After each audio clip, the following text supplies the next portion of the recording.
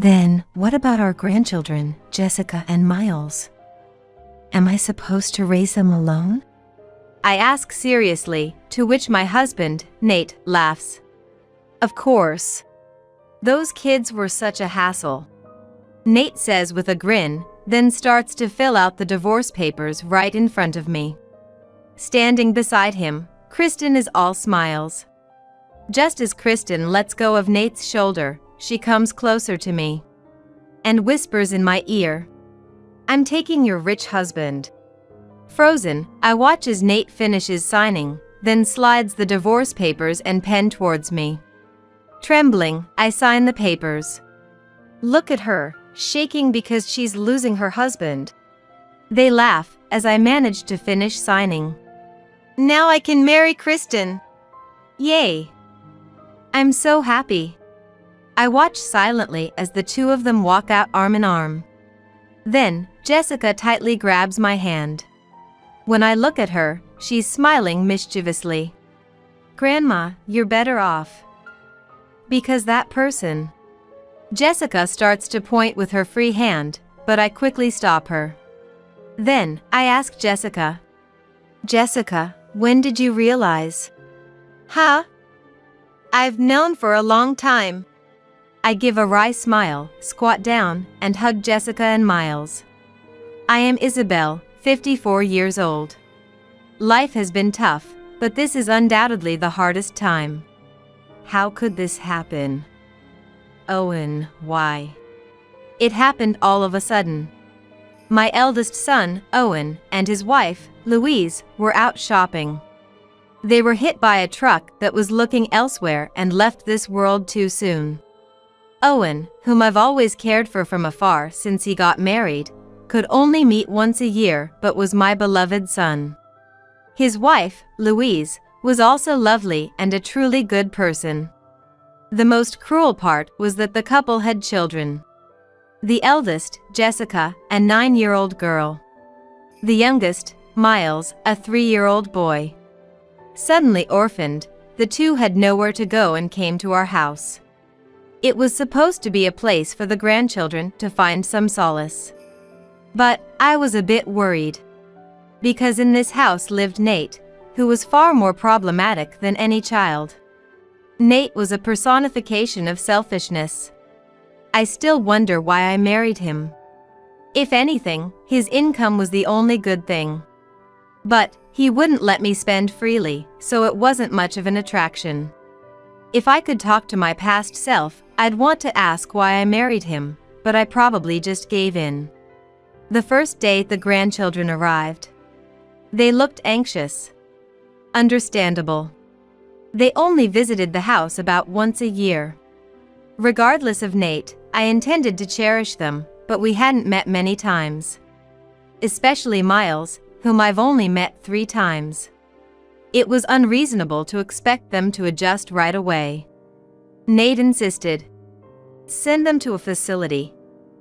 I hate kids, refusing stubbornly. I've hardly ever argued with Nate. But I couldn't give in on this. They are Owen's legacy. More than anything, I want to be with these kids. Ha!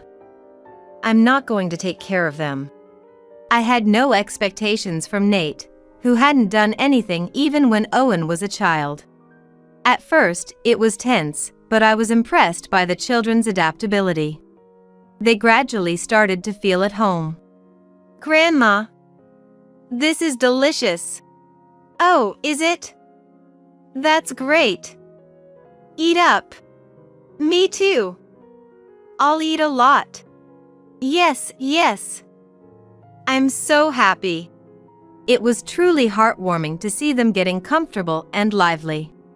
My lifelong friend Kristen said, "You're too kind." I could never do that. But it wasn't hard. They were just too adorable. I'm sorry to Nate, but this time, I had to prioritize the children. Before the kids came, Nate was always the center of my attention. Naturally, he didn't take it well and was frequently irritable towards me. Hey! Seconds! Hey! Sorry. Miles spilled some water and I can't leave him. Can you serve yourself? Huh? Leave that for later. I'm the priority. The spill was just water, but Miles was soaked. It wasn't something that could wait. Sorry. I'll be quick. Seeing this, Jessica offered. Grandpa, should I do it? But Nate's anger did not subside. I hated this about you. Eventually, he threw a box of tissues that was nearby in anger and stormed out. Maybe that's why it shouldn't have happened. A few months after our grandson came to visit, Nate asked me to invite Kristen over to our house. Kristen is a friend of mine, so they knew each other. But they were not supposed to be close. Wondering, yet thinking it might distract him, I invited Kristen over. Kristen readily agreed. And she came over at noon that day, where they both shocked me with the truth. We'd been dating for a month. Nate added insult to injury by saying, "So, Isabel, please break up with me." Nate was holding the divorce papers firmly in his hand, looking straight at me. It was blank, implying we should fill it out together. I moved Jessica and Miles to another room for the time being. They followed quietly, which was a relief. I didn't want them to sit through such a discussion. It's your fault. You lacked the consideration a wife should have, and that's why this happened. Nate argued that ever since we took the kids in, I stopped caring about my appearance. Plus, I always put the kids first, neglecting myself. He didn't like that. On the other hand, Kristen, who was divorced and single, always looked neat and perfect with her makeup. Her clothes were tasteful and beautiful. Above all, she impressed him by always putting him first whenever they met. Of course, Nate is struggling in such a situation. I understand how he feels. Kristen is the only one who cares about me that much. If I'm with you, you'll always be my priority. Love is all we need. I don't mind if we don't have money. I was disappointed with the two of them, openly criticizing me and praising each other after having an affair. So, what about Jessica and Miles? Am I supposed to raise them alone? Of course, Nate laughed. Those kids were a nuisance. Nate smirked and began filling out the divorce papers in front of me. Kristen, standing next to him, was beaming. Just when I thought Kristen had released the hand she had on Nate, she came closer to me and whispered, "I'm taking your rich husband." Frozen, I watched as Nate finished signing and slid the divorce papers and a pen towards me. Trembling, I signed the divorce papers. Look at her, shaking because she's losing her husband. They laughed as I managed to finish signing. Now I can marry Kristen. Yay! I'm so happy. I'll always be with Nate from now on. I silently watched as the two of them walked out arm in arm. I let the kids join us for the last goodbye. Then Jessica squeezed my hand tightly.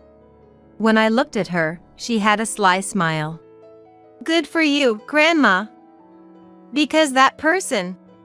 She pointed at someone with her free hand, so I hurriedly stopped her. Then, I asked Jessica. Jessica, how long have you known? I've known for a while. I chuckled wryly, squatted down, and hugged Jessica and Miles. A month later, as I was locking the front door to go out with the kids, someone called out from behind. Hey! What's going on? Turning around, I saw Kristen standing there. But she looked odd. Kristen, who usually dressed up extravagantly, was wearing an old plain t-shirt and sweatpants today. Her makeup was on, but the eyeliner was crooked and the foundation was smudged.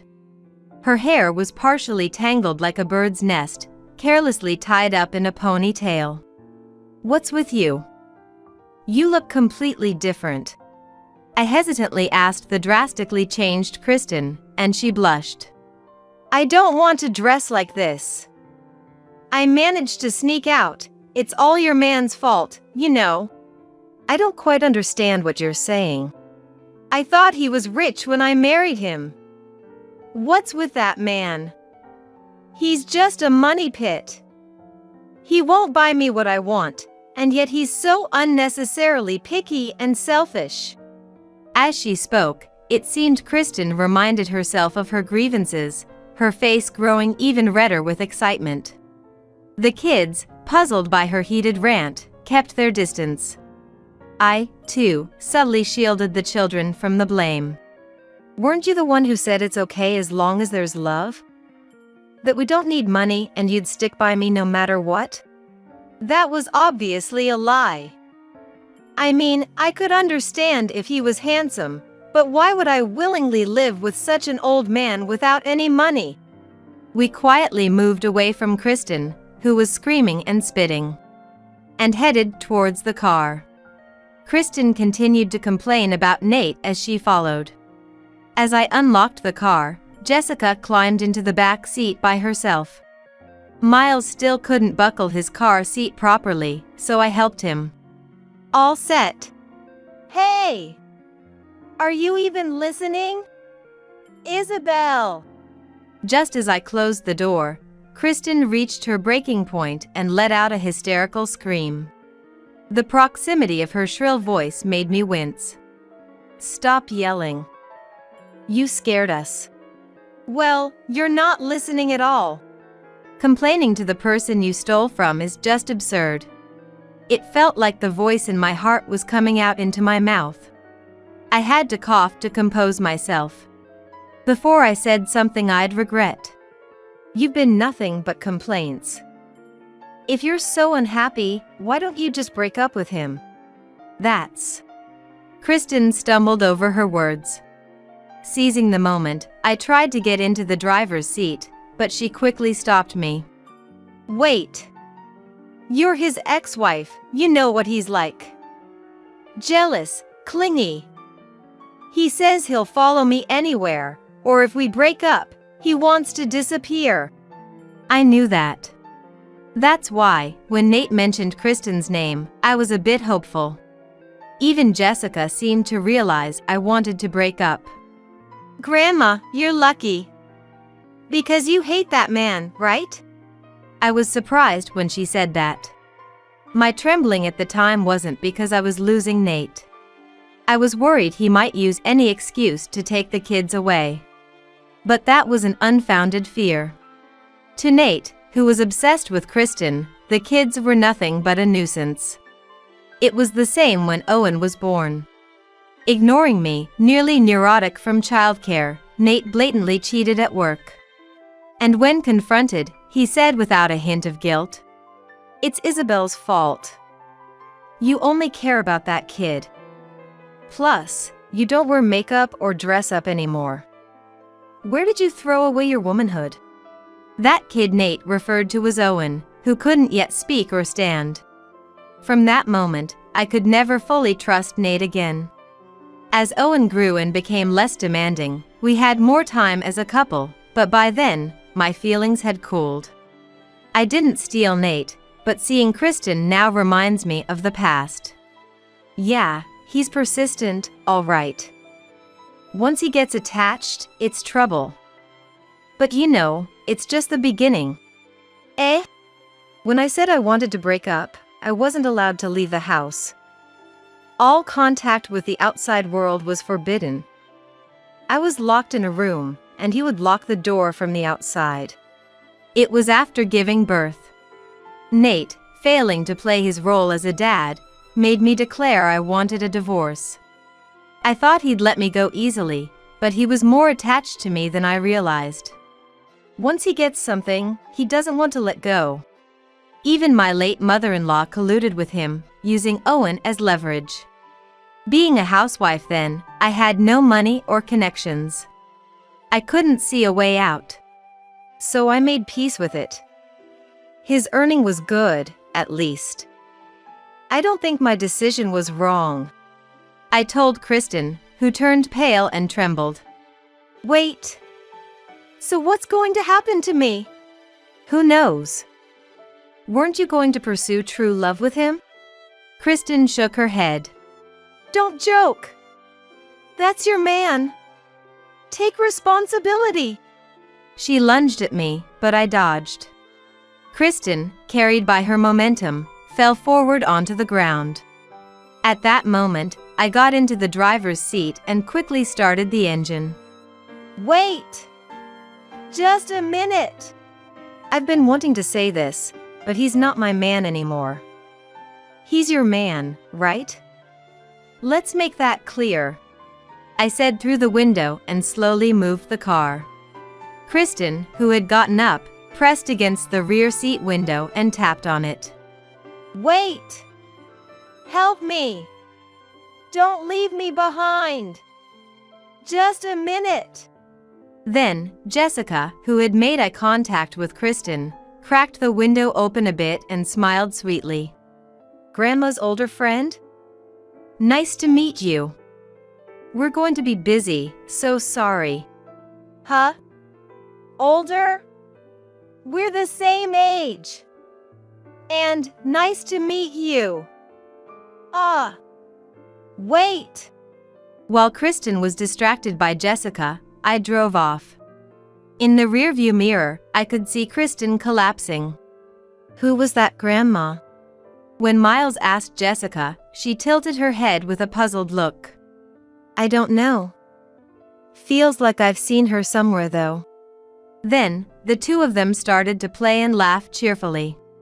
We'll be driving for a while, so you two should sleep.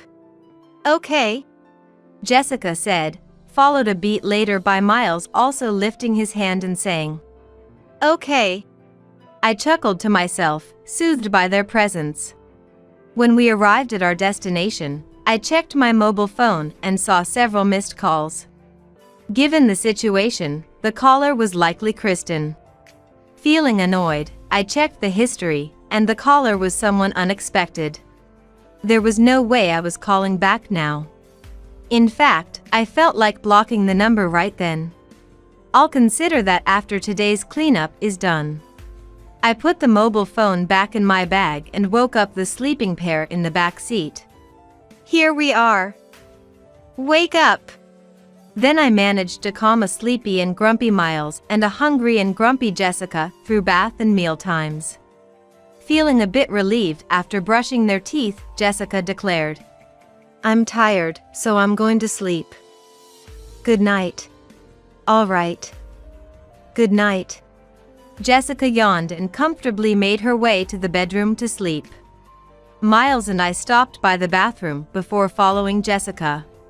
By the time we entered the room, Jessica was already snoring.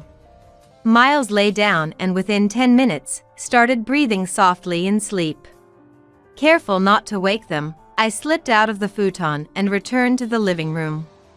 Though I had been here a few times for cleaning since then, this house was still well kept and nice. This is where the kids used to live. I felt like crying. I managed to hold back the tears that threatened to spill. This was the house where Owen, Louise, Jessica, and Miles had lived. After the funeral, Nate and I had disagreed on what to do with this place. Louise's parents had already passed away, and there were no close relatives. So, the decision about this house was left to Nate and me. Without hesitation, Nate said, just sell it quickly. Maintaining a house costs money, regardless of whether someone is living in it or not. Don't waste money. It's pointless, was Nate's opinion. It was logical. Nate and I already had a place to live. At that point, what to do with Jessica and Miles hadn't been decided, but either way, they couldn't live in this house. Even if we kept it, it was too far from our house for regular maintenance. Nate's view was generally correct. I thought so. But on the other hand, thinking about the children made my judgment waver. They had suddenly lost their parents and had to live with grandparents they had barely met. Maybe keeping the house of memories could be a comfort to them. It might be self-satisfaction, but I thought if it were me, I'd at least want to keep the house. though Nate said that he always left the bothersome procedures to me. Whether to sell or keep it, he probably wouldn't notice. So, I decided to keep it until caught. I never thought we'd end up living here so soon. I murmured to myself when suddenly my mobile phone rang. Although it was far from the children's bedroom, I hastily grabbed it. Too hastily, I fumbled it. "Hey! Isabel! Hey!" Reluctantly, I answered to a familiar voice from the phone. With a sigh, I responded, "Yes." "Finally, you picked up. I've been calling you so many times. What have you been doing? It's none of your business anymore. I don't particularly have anything to talk to you about." I spoke indifferently, and Nate was at a loss for words. I had never been this cold to Nate before or after our marriage. So he must be surprised. Just as well, I hoped this would prompt him to hang up. I even wanted to hang up myself. However, Nate seemed to have more to say. He started talking at his own pace. "It's about Kristen. She's really gone downhill lately." Oh, really?" Unable to mention our encounter just a few hours ago, I simply humored him with a response. "Even if she looks young, an old woman is still an old woman. Without her makeup, she's not much to look at. If we're saying that, then you're an old man yourself. Criticizing others while being the same, what do you think about that?" I would never have said something like this before. But thinking I'd never see him again made it easy to speak my mind. I'd be lucky if he hung up in anger. I wanted to cut ties completely. "You've changed. What happened?" "I'm just tired." "So, what do you want?" "Surely, you didn't call your ex-wife in the middle of the night just to gloat? If so, that's annoying." "No! I have a good reason." "It's probably nothing significant.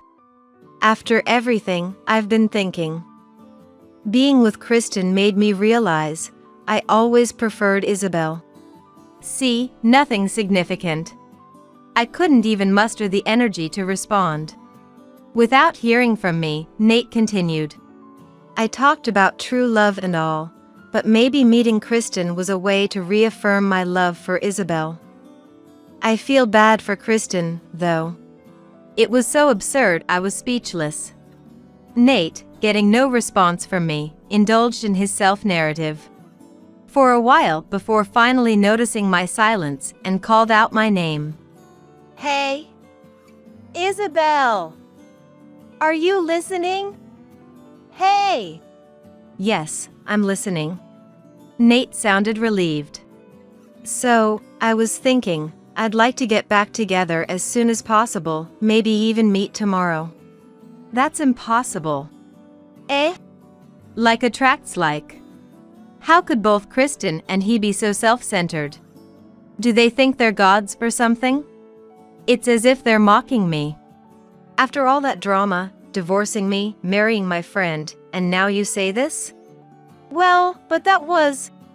Do you remember the horrible things you said about the kids? You called your own grandchildren a nuisance. At that time, I felt lonely losing you to them, just... It sent shivers down my spine. Stop, it makes me sick. Anyway, I have no intention of seeing you again, let alone getting back together. Wait. Then, how am I supposed to? You have money, so you'll figure something out, right? Oh, but you should be aware that you're nearing retirement. If you continue like this, you'll definitely go bankrupt. Was there anything else I needed to say? I wouldn't talk to him again, so I had to say everything now. But nothing else came to mind. So, I wrapped it up. Well then, excuse me. Despite his many words, I quietly ended the call. The phone continued to ring after that, but I switched it to silent mode and quickly set it to block his number. Since we've moved, he surely won't be able to find me. He probably doesn't even remember Owen's house address. Given his pride, he likely won't bother contacting me again. Ah, that's refreshing. I stretched my arms wide and took a deep breath. Returning to the bedroom, I saw the angelic sleeping faces of Jessica and Miles. Good night, I whispered again and started preparing for bed. As for Kristen and Nate, they apparently didn't divorce and are still together. Kristen probably wants to escape but can't. Nate wouldn't let go of his woman until he finds the next one. In a way, if he finds another, he'd move on. Which thankfully allowed me to escape. I owe Kristen for that. Jessica and Miles seem to have opened up more to me lately. Especially Jessica, who has recently started to show anger and make demands towards me. When she burst out with, "I hate Grandma," it was a shock, but I could bear it, thinking it was a sign she trusted me enough to express her feelings. Indeed, she came back shortly after with teary eyes, saying, "I lied earlier, I'm sorry." Which was quite endearing. I wish Owen and the others could have shared these happy moments. Even now, the thought makes my heart ache. But more than that, I want to make sure these children can live comfortably and securely now. For that reason, I'm determined to try my best to live as long as possible.